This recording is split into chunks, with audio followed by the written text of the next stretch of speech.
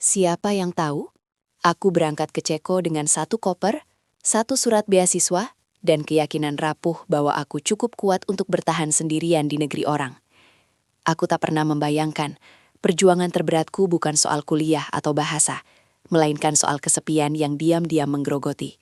Semua itu dimulai dari sini. Aku berdiri di depan jendela asrama, memandangi salju pertama yang turun di Praha. Indah, kata orang. Tapi bagiku, putih itu terasa dingin dan sunyi. Di tanganku, ponsel bergetar pelan. Email dari kampus. Judulnya singkat, tegas, dan membuat jantungku berdegup terlalu cepat. Academic warning. Aku belum membukanya, tapi tubuhku sudah tahu isinya. Tapi ternyata semua ini berawal dari hari kedatanganku di Ceko, 3 bulan yang lalu. Namaku Alia, mahasiswi Indonesia penerima beasiswa penuh di bidang ekonomi. Aku datang dengan mimpi besar dan janji pada orang tua. Aku akan lulus tepat waktu, pulang dengan gelar dan membanggakan keluarga. Hari pertama, aku terpesona. Kota tua Praha seperti lukisan, bangunan batu, jam astronomi, dan sungai yang mengalir tenang. Aku pikir aku bisa jatuh cinta pada kota ini. Aku salah.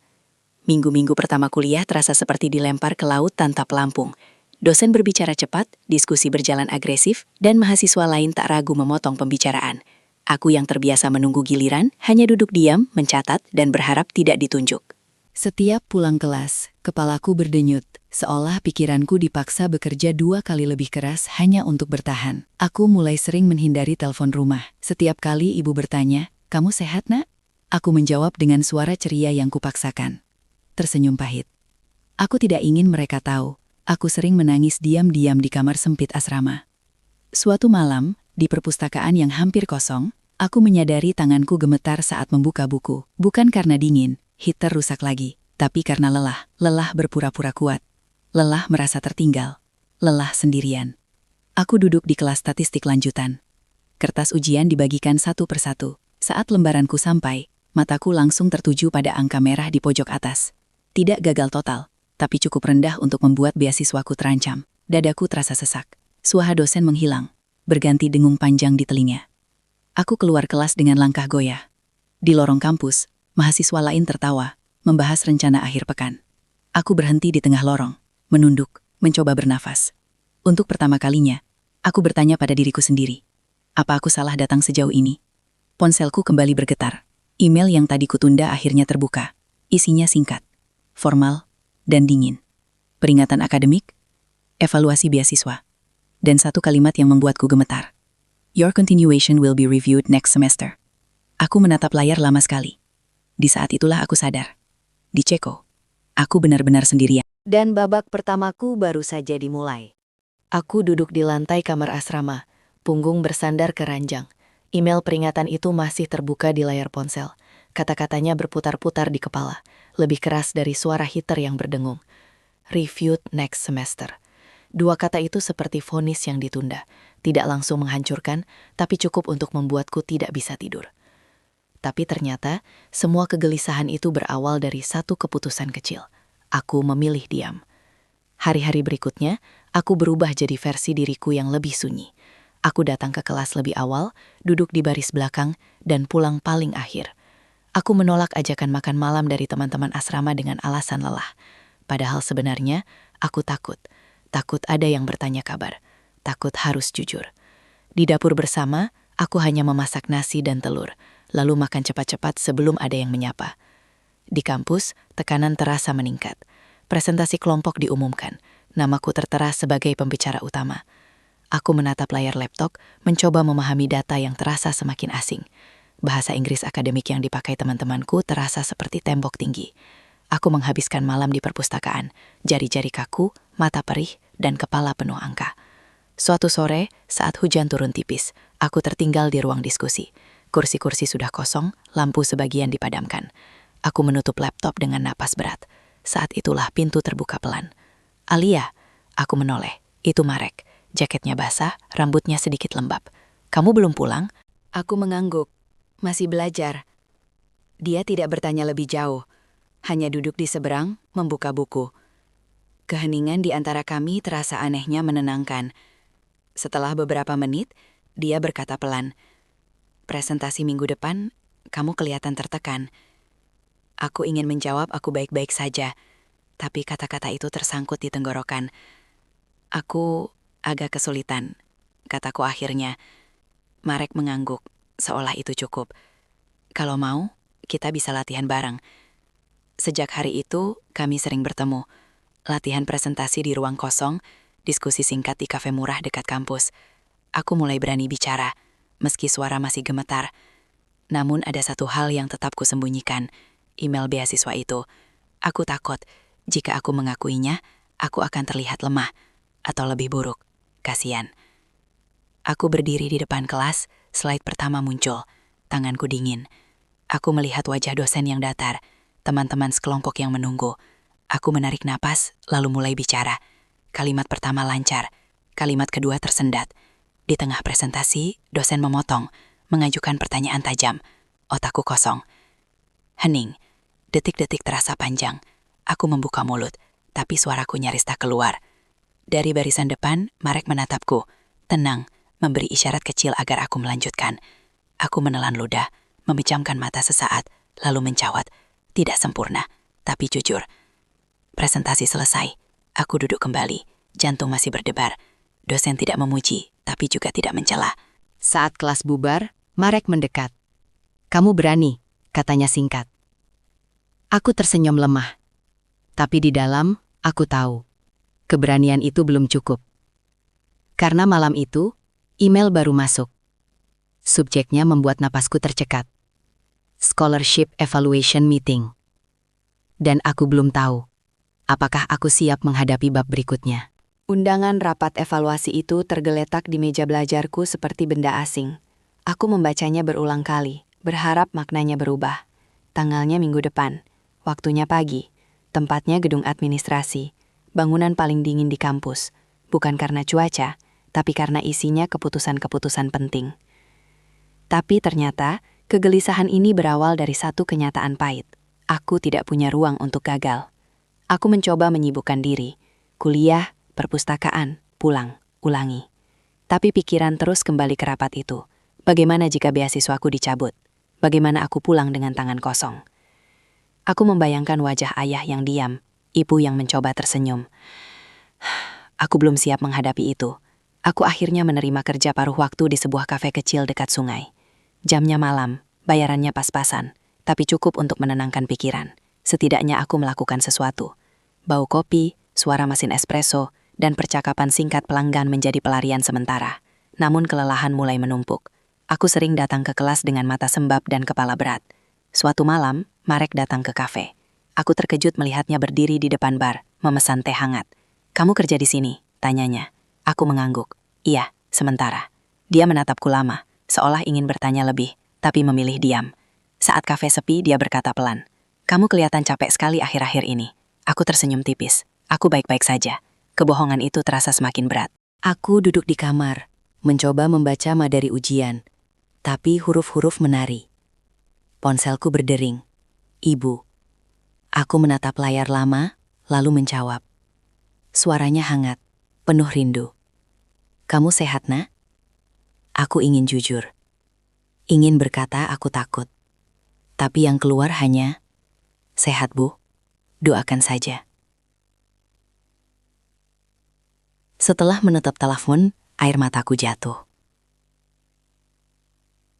Kalimat Marek itu terus terngiang di kepalaku. "Kamu gak harus bertahan sendirian." Aku mengulanginya dalam hati saat berjalan pulang, saat mencuci piring di dapur asrama, bahkan saat mencoba tidur. Anehnya, kalimat itu tidak langsung menenangkan. Justru membuatku takut. Karena jika aku berhenti bertahan sendiri, berarti aku harus mengakui betapa rapuhnya aku. Tapi ternyata, bab ini dimulai ketika tubuhku sendiri memaksa berhenti. Pagi itu aku terbangun dengan kepala berdenyut. Tenggorokanku kering, tubuhku panas. Aku mencoba bangkit, tapi dunia terasa berputar. Aku tetap memaksakan diri ke kampus. Kelas metodologi riset tidak bisa ditinggalkan. Namun baru setengah jam duduk, pandanganku mengabur. Suara dosen menjauh. Aku ingat Marek memanggil namaku, lalu gelap. Aku sadar di klinik kampus, bau antiseptik menusuk hidung. Seorang perawat berkata aku dehidrasi dan kelelahan. Kamu harus istirahat, katanya tegas. Saat pintu terbuka, Marek masuk. Wajahnya cemas. Kamu bikin aku kaget, katanya pelan. Aku menatap langit-langit. Maaf. Bukan soal maaf. Jawabnya. Kamu terlalu keras sama dirimu sendiri. Kalimat itu memukul lebih keras daripada diagnosis apapun. Hari-hari setelahnya, aku dipaksa melambat.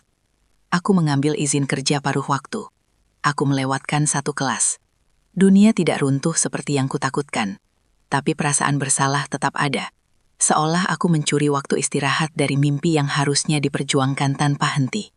Sore itu, aku dan Marek duduk di bangku dekat sungai. Angin dingin, langit pucat. Aku menatap air yang mengalir lalu berkata, "Aku takut pulang sebagai orang gagal." Marek tidak langsung menjawab. Dia menunggu. Itu yang membuatku berani melanjutkan. Aku bercerita tentang beasiswa, tekanan keluarga, rasa malu.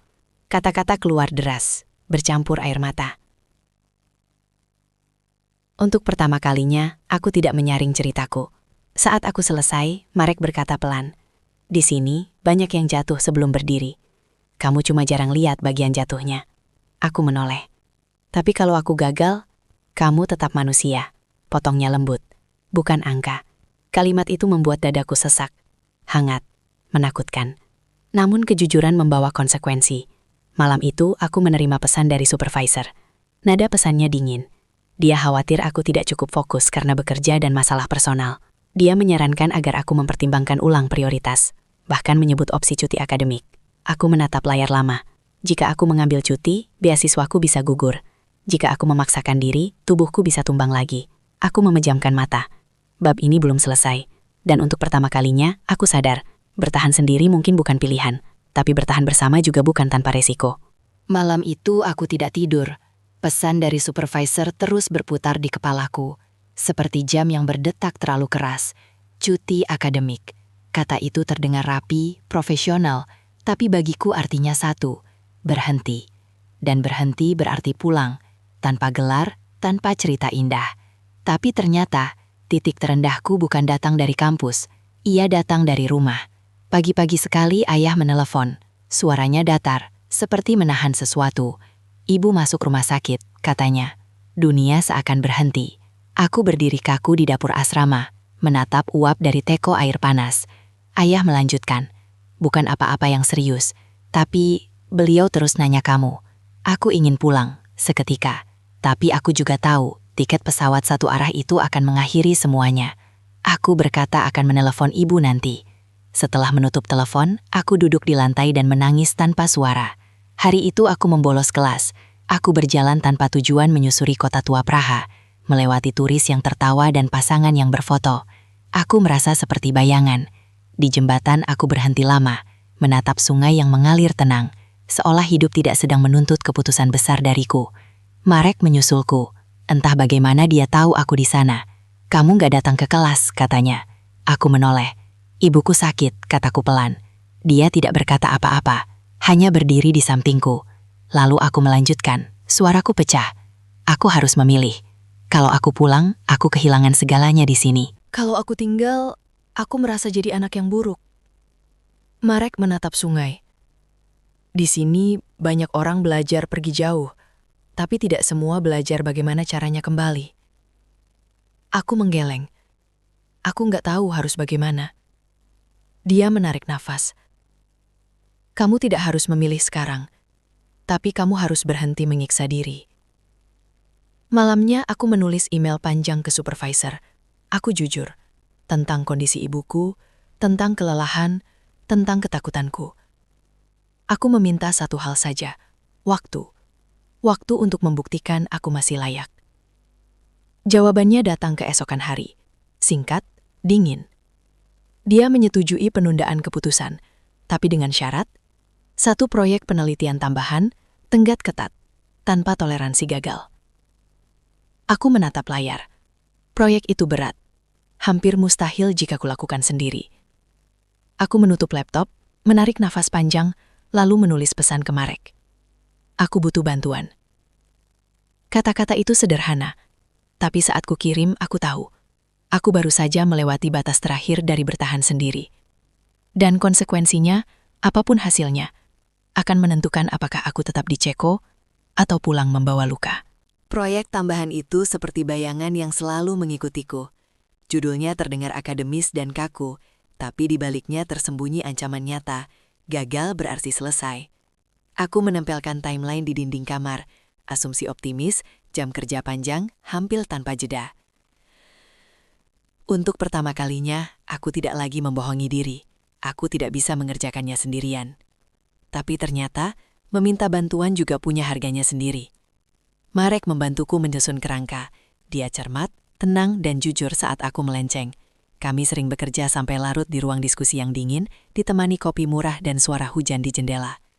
Di sela angka dan grafik, kami berbagi potongan hidup. Dia bercerita tentang ayahnya yang keras, tentang ekspektasi yang tak pernah ia minta. Aku bercerita tentang rumah, tentang ibu yang selalu bangun paling pagi. Kedekatan itu tumbuh tanpa pengumuman, sederhana, hangat, dan justru karena itu menakutkan. Seorang teman sekelas bertanya dengan nada setengah bercanda, "Kamu dapat bantuan khusus ya?" Aku tertawa kecil, mengelak, tapi bisik-bisik itu menjalar. Di koridor, aku merasakan tatapan. Supervisor memanggilku, bertanya tentang batas profesional. Nada suaranya dingin. Aku keluar ruangan dengan perut melilit. Malamnya aku dan Marek bertengkar kecil. "Kita harus jaga jarak," kataku. "Aku nggak mau proyek ini terlihat tidak adil." Wajahnya mengeras. "Jadi bantuanku jadi masalah?" "Bukan begitu," jawabku cepat. "Ini soal beasiswaku." Kami berpisah tanpa solusi. Aku pulang dengan dada berat. Untuk pertama kalinya, bantuan terasa seperti beban. Hari-hari berikutnya, aku mencoba mengerjakan sendiri. Kurang tidur kembali. Angka-angka mulai salah. Di satu malam yang panjang, aku menyadari kesalahan fatal dalam metodologi. Jika dibiarkan, seluruh proyek bisa gugur. Aku menatap layar, tangan gemetar. Aku tahu aku butuh Marek, tapi harga yang harus kubayar adalah kejujuran penuh. Aku mengirim pesan. "Maaf, aku salah. Aku butuh kamu." Secara profesional. Kami bertemu lagi, dengan aturan jelas. Fokus. Tidak ada yang abu-abu. Pekerjaan berjalan lebih rapi. Tegang tapi efektif. Di balik itu, ada jarak baru yang dingin. Menjelang tenggat, supervisor meminta draft awal. Aku menyerahkannya dengan napas tertahan. Malam itu, aku duduk sendiri di kamar, menunggu. Ponselku bergetar. Bukan dari kampus. Dari rumah. Pesan ayah singkat. "Ibu tanya kamu pulang kapan." Aku menutup mata. Proyek hampir selesai, tapi hatiku kembali terbelah. Bab ini berakhir dengan satu kesadaran pahit. Bertahan bersama bisa menyelamatkan karir, namun belum tentu menyelamatkan hati. Aku membaca pesan ayah itu berulang kali. Ibu tanya, "Kamu pulang kapan?" Tidak ada tuntutan, tapi justru itu yang membuat dadaku sesak. Di kamar yang sunyi, jam dinding berdetak terlalu keras. Aku menutup laptop. Seolah dengan begitu, semua keputusan bisa ikut tertutup. Tapi ternyata, bab ini dimulai ketika semuanya datang bersamaan, tanpa memberi ruang bernapas. Pagi itu, email dari supervisor masuk. Subjeknya singkat, draft feedback. Tanganku gemetar saat membukanya. Komentarnya tajam, kritis, tapi untuk pertama kalinya, adil. Banyak revisi ya, namun di akhir, ada satu kalimat yang membuatku berhenti. "This work shows progress and seriousness." Bukan pujian, tapi cukup untuk memberiku pijakan. Aku hampir tersenyum. Hampir.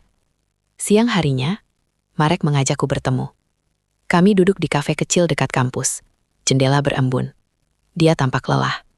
"Aku dapat tawaran exchange," katanya tiba-tiba. "Ke Belanda. 1 semester." Kata-kata itu jatuh pelan, tapi efeknya keras.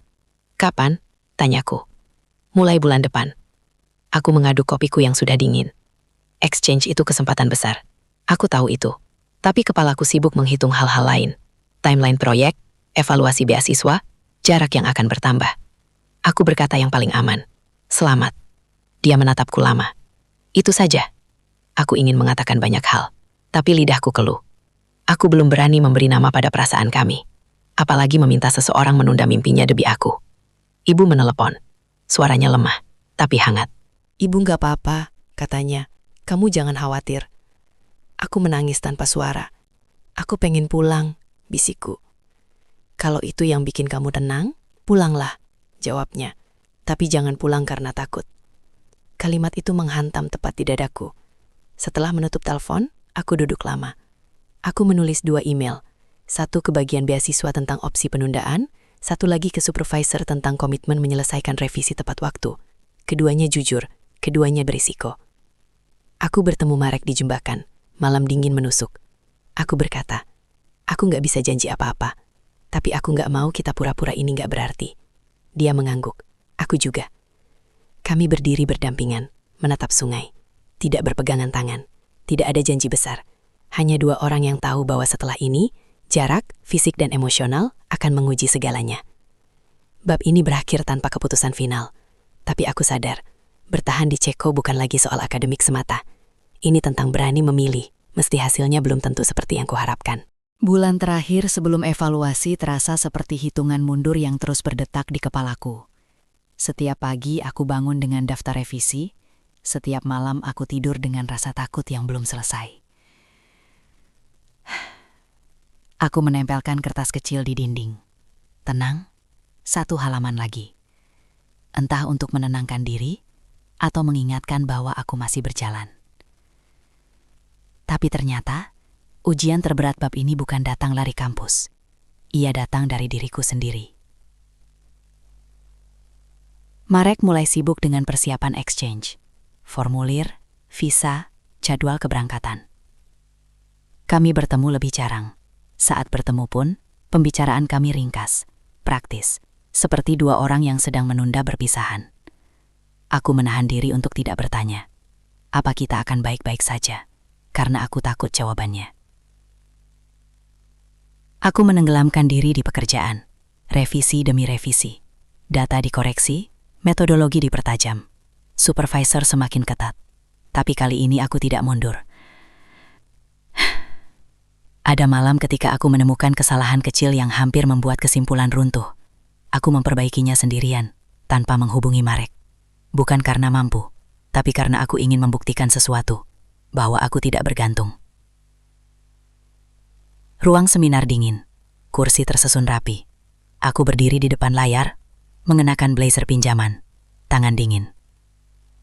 Aku mulai bicara, lebih pelan dari biasanya, tapi mantap. Pertanyaan datang bertubi-tubi. Aku menjawab satu persatu. Ada yang tajam, ada yang menjebak. Aku bertahan.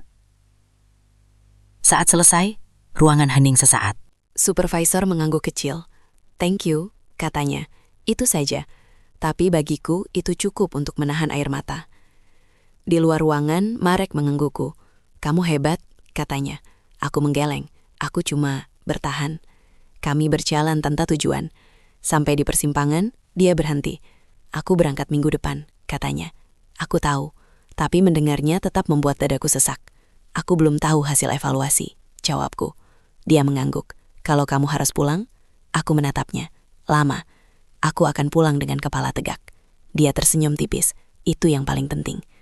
Malam itu, aku menerima email. Bukan keputusan akhir. Hanya pemberitahuan bahwa hasil evaluasi akan diumumkan dalam 2 minggu. 2 minggu terasa seperti 2 tahun. Aku menutup laptop, menatap kota dari jendela asrama. Bab ini berakhir dengan keheningan yang panjang. Tidak ada kepastian, tidak ada pelukan perpisahan. Hanya keyakinan rapuh yang kupeluk erat. Apapun hasilnya, aku sudah belajar satu hal. Bertahan bukan berarti tidak takut. Bertahan berarti melangkah, meski takut. 2 minggu itu terasa seperti hidup di antara detik-detik yang ditahan. Aku menjalani hari tanpa benar-benar hadir. Setiap notifikasi membuat jantungku melonjak. Setiap email kampus membuat telapak tanganku basah. Aku berhenti menghitung hari. Aku menghitung napas. Tapi ternyata, yang paling berat bukan menunggu hasil, melainkan menghadapi perpisahan yang pasti. Hari keberangkatan Marek tiba lebih cepat dari yang kuinginkan. Pagi itu, Praha berkabut. Aku menemaninya ke halte bus bandara. Kami berdiri canggung, koper di sisinya, ranselku di kakiku. Tidak ada musik latar, tidak ada adegan dramatis, hanya dingin dan kata-kata yang tertahan. Aku akan sering kirim kabar, katanya. Aku mengangguk. Aku juga. Kami tidak berjanji menunggu, tidak saling mengikat. Sebelum bus datang, dia berkata pelan. Apapun hasilnya, aku bangga sama kamu. Aku tersenyum. Bus datang, dia naik. Aku melambaikan tangan sampai bayangannya hilang. Hari-hari setelah itu terasa lebih sunyi. Aku kembali ke rutinitas, kelas, perpustakaan, kafe. Tapi ada ruang kosong yang tidak bisa diisi. Di malam yang panjang, aku menulis pesan untuk Marek, lalu menghapusnya. Aku memilih diam. Email itu akhirnya tiba. Subjeknya formal, dingin, dan tidak ramah emosi. Aku duduk di ranjang, membuka pelan-pelan. Isinya jelas, beasiswaku diperpanjang dengan status pengawasan ketat. Tidak ada perayaan, tidak ada lega penuh. Hanya satu kalimat penutup, maintain your performance. Aku tertawa kecil. Lalu menangis. Aku bertahan, tapi dengan syarat. Aku menelpon ibu. Suaraku bergetar saat berkata, "Beasiswaku lanjut, Bu." Ibu terdiam, lalu berkata lembut, "Alhamdulillah, kamu kuat." Aku menatap dinding. Aku capek. "Istirahatlah," katanya. Kuat tidak harus terus menahan. Malam itu pesan dari Marek masuk. Dia bertanya bagaimana hasilnya. Aku mengetik jujur. "Lanjut." Tapi berat. Balasannya singkat. "Aku tahu, tapi kamu tidak sendirian." Aku menutup ponsel. Di luar salji mulai turun lagi. Pelan, sunyi. Bab ini berakhir dengan satu kenyataan pahit manis. Aku tetap di Ceko, tapi tidak lagi dengan orang yang sama di sisiku. Bertahan punya harga. Dan aku baru saja membayarnya. Musim semi datang pelan-pelan ke Praha. Salju mencair, daun muda muncul, dan kota yang selama ini terasa dingin akhirnya bernafas lebih ringan. Aku berdiri di jendela asrama, menatap langit yang cerah sambil menyadari satu hal yang sunyi. Aku masih di sini, bertahan, sendiri. Status pengawasan membuatku hidup lebih disiplin dari sebelumnya. Aku mengurangi jam kerja, mematuhi jadwal tidur, dan berbicara lebih sering dengan supervisor, tanpa takut terdengar bodoh. Aku belajar satu kebiasaan baru, meminta klarifikasi sebelum panik. Perlahan, nilai-nilaiku membaik. Tidak spektakuler, tapi stabil. Dan untuk pertama kalinya, kata cukup terasa memadai. Aku dan Marek jarang berkomunikasi. Sesekali kami bertukar kabar. Singkat, sopan, penuh jarak. Aku tidak marah. Aku juga tidak menunggu. Ada perasaan yang selesai tanpa ditutup, dan aku belajar menerimanya. Aku duduk di ruang yang sama seperti rapat pertama dulu. Kursi yang sama, bau ruangan yang sama.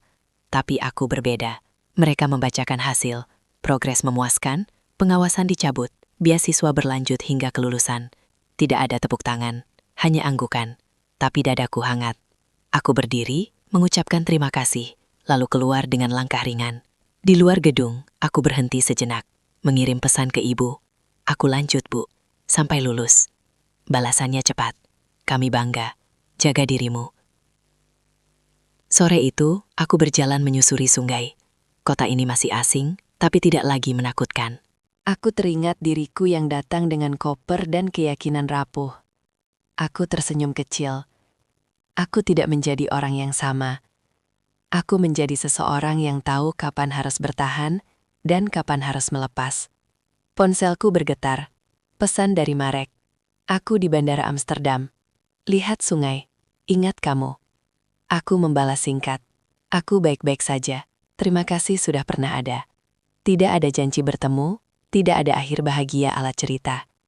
Hanya dua orang yang pernah saling menguatkan di persimpangan hidup. Bab ini berakhir tanpa pelukan dan tanpa kepastian romantis. Tapi ada sesuatu yang lebih jujur. Aku lulus dari satu pelajaran paling sulit. Bertahan sendirian, tanpa kehilangan diriku sendiri. Dan di kota asing ini, itu sudah lebih dari cukup.